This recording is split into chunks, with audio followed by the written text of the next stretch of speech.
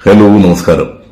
Joseph Vijay എന്ന ഞാൻ India മുഴുവൻ കേൾക്കാൻ കൊതിച്ച ഒരു സത്യപ്രതിജ്ഞാ ചടങ്ങിന്റെ വാചകമാണ് ഇത്. വിജയ് എന്ന നടന്റെ മുഖ്യമന്ത്രി സ്ഥാനത്തേക്കുള്ള ആ ഒരു കടന്നുവരവ് വലിയൊരു ആവേശം തന്നെ സൃഷ്ടിച്ചു. വർഷങ്ങൾക്ക് മുമ്പ് അനിയത്തി മരിച്ച വിഷമത്തിലിരിക്കുന്ന മകനെ ഒന്ന് ഉഷാറാക്കാൻ വേണ്ടി അച്ഛൻ ഒരു സിനിമയിലേക്ക് അഭിനയിപ്പിക്കുന്നു. നിർമ്മാതാവായ അച്ഛന് അത് വലിയ പ്രയാസമുള്ള കാര്യമായിരുന്നില്ല.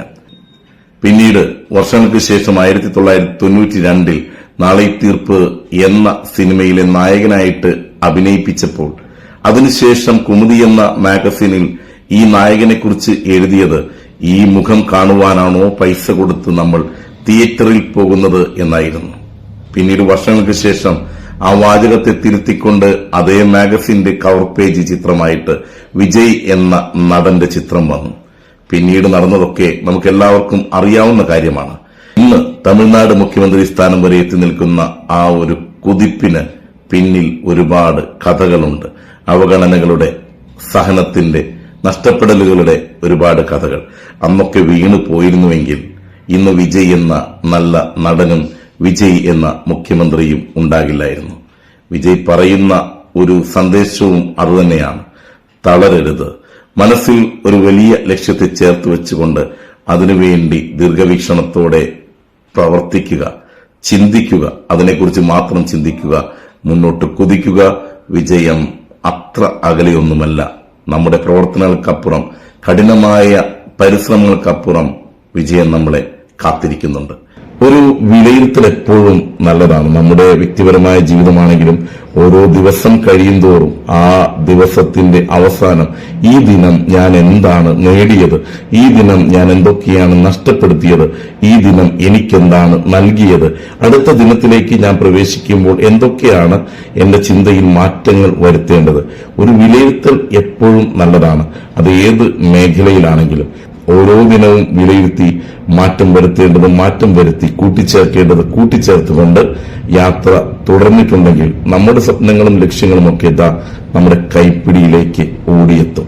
നമ്മുടെ കുട്ടികൾക്ക് ഒരുപക്ഷെ ചെറിയൊരു മാർക്കിന്റെ കുറവില് പലതും നഷ്ടപ്പെട്ടേക്കാം. ഫുൾ A+ന്റെ തിളക്കമൊക്കെ നഷ്ടപ്പെട്ടേക്കാം. ചിലരെങ്കിലും പരാജയപ്പെട്ടേക്കാം. പക്ഷെ ഒരു കാര്യം മാത്രം ഓർക്കുക, ജീവിതത്തിലെ ഒരുപാട് പരീക്ഷകളിൽ ഒന്ന് മാത്രമാണ് ഈ പരീക്ഷ.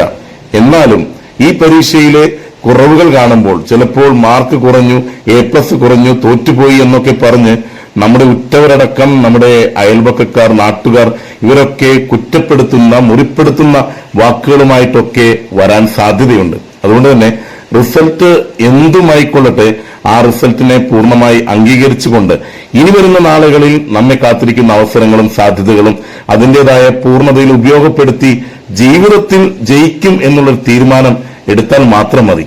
ഒരാളുടെ വീഴ്ച കേരളം മുഴുവൻ ചിരിക്കുന്നതിന് കാരണമായി. മറ്റാരുമല്ല, ഷിബിൻലാൽ എന്ന ഒരു മനുഷ്യനാണ്. അദ്ദേഹത്തിന്റെ വീഴ്ച ഓരോ വിഷുക്കാലത്തും ദീപാവലിക്കാലത്തുമൊക്കെ നമ്മൾ വീഡിയോയായി കണ്ട് പൊട്ടിച്ചിരിക്കുമായിരുന്നു. പക്ഷെ ആ ചിരി മാഞ്ഞത് കഴിഞ്ഞ ദിവസം അദ്ദേഹത്തിന്റെ ഒരു അഭിമുഖം കണ്ടപ്പോഴാണ്. ഷിബിൻലാൽ എന്ന ആ മനുഷ്യന്റെ അഭിമുഖം ഏറെ വേദനിപ്പിച്ചു.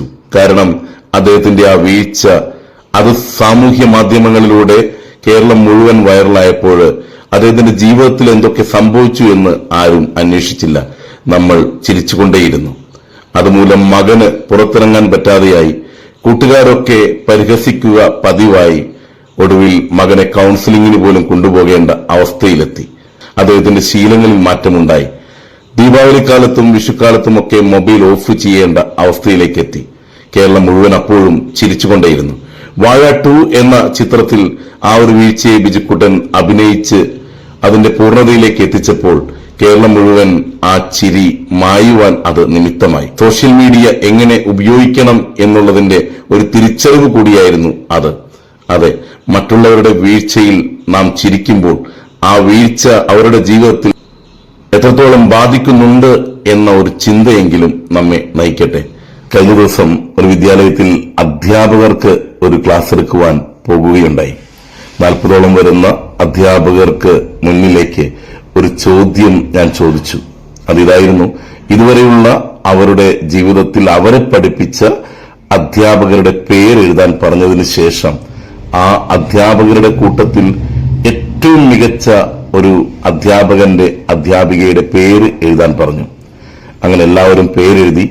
പേര് പറയുന്നതോടൊപ്പം എന്തുകൊണ്ട് ഈ ടീച്ചർ എന്റെ പ്രിയപ്പെട്ട ടീച്ചറായി എന്നുള്ളതിന്റെ ഒരു കാരണവും പറയാൻ പറഞ്ഞു. 40 പേരിൽ 38ഓളം പേർ പറഞ്ഞ കാരണങ്ങൾ നന്നായി സ്നേഹിക്കുന്ന ടീച്ചറായിരുന്നു, കരുതലുണ്ടായിരുന്നു, എന്നെ ചേർത്ത് പിടിച്ചിട്ടുണ്ട്, എന്റെ കഴിവുകളെ കണ്ടെത്തി, അങ്ങനെയുള്ള കാരണങ്ങളായിരുന്നു. ആകെ 2 പേർ മാത്രമേ പറഞ്ഞുള്ളൂ നല്ല രീതിയിൽ പഠിപ്പിച്ചു എന്നുള്ളത്.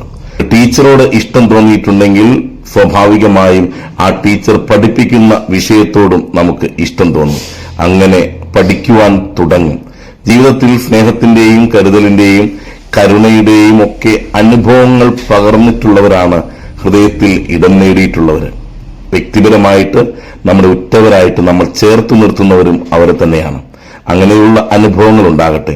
അധ്യാപകരുടെ ജീവിതത്തെ ഉദാഹരണമായി പറഞ്ഞുവെന്നേയുള്ളൂ. പകരം അത്തരത്തിലുള്ള ഒരുപാട് അനുഭവങ്ങളാൽ സമ്പന്നമാകട്ടെ. നാമും മറ്റുള്ളവരുടെ ഹൃദയങ്ങളിൽ ജ്വലിക്കുന്ന സ്നേഹത്തിന്റെ വെളിച്ചമായി നിലനിൽക്കട്ടെ. അതിനായി ജീവിതത്തെ ഏറെ അർത്ഥപൂർണമാക്കാം അനുഭവങ്ങളാൽ, സ്നേഹാനുഭവങ്ങളാൽ. നേരുന്നു ശുഭദിനം.